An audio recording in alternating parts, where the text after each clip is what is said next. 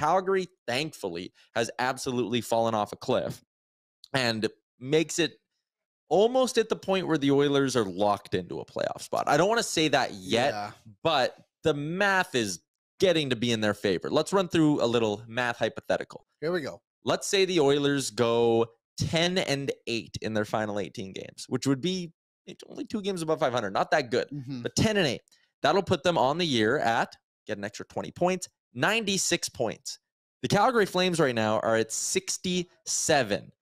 So that means they would have to get 29 points just to catch the Oilers. But remember, they hold the tiebreaker. So just catching the Oilers is not enough. They would need 30 points in their final 19 games to catch the Oilers if the Oilers just go 10-8, which means Calgary would have to go 15-3 down the stretch. The Calgary Flames are not going 15-3, people. Nashville, maybe there's a better case to be made about them catching the Oilers simply because if they were to win all of their games in hand right now, they would be tied with the Oilers. But again, the tiebreaker's in their favor. So it would take a 4-game winning streak from Nashville with those games in hand. And we're getting to the point now as well, and I want to get this in there. I know I'm rambling and probably talking very fast.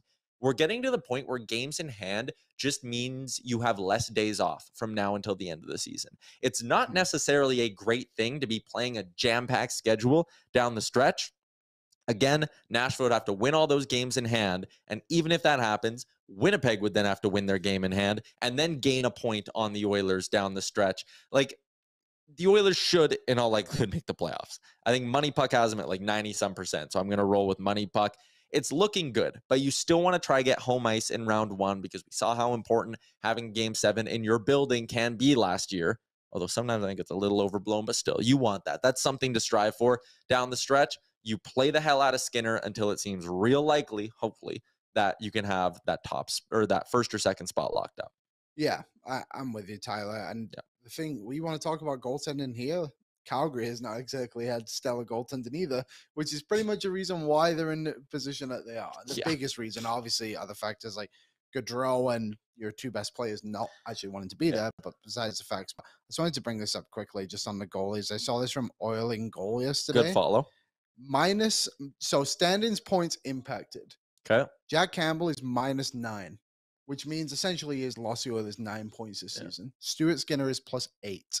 So he basically has that broken down. He has everything bleeds into positive appearances and negative appearances. Yeah. So positive appearances this season for Jack Campbell, 10. He's played 30 games. Okay. Maybe even 34 or something. So I'm assuming this isn't counting like polls or whatever. Stuart Skinner, 21.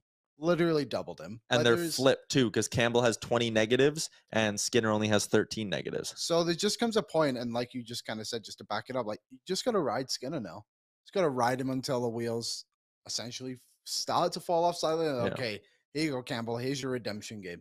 I would be worried about playing him in Toronto, but I get it. But boy, oh boy, if something bad happens, it is going to be bad. Yeah, like I'm sure Campbell he's probably itching to get that start. But you're right. Do you save him from himself a little bit and go, we're not? But then you can't throw him out there against Boston. That'd be like throwing a raw steak to a pack of hyenas.